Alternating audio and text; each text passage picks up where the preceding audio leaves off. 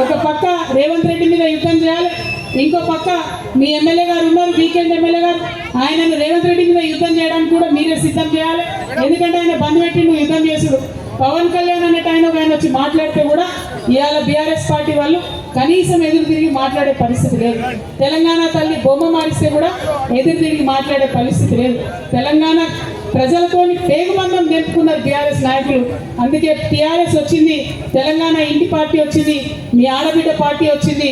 ఆశీర్వదించి మమ్మల్ని దీవించమని మిమ్మల్ని అందరినీ కోరడానికి నేను సిరిసిల్ల దాకా వచ్చిన. ఇది మొదటి జెండా, మొదటి అడుగు. కానీ మళ్ళీ వస్తా, మళ్ళీ వస్తా. ఎప్పటిదాకా వస్తా? ఈ సిరిసిల్లలో మన టీఆర్ఎస్ జెండా ఎగిరే వరకు వస్తాం.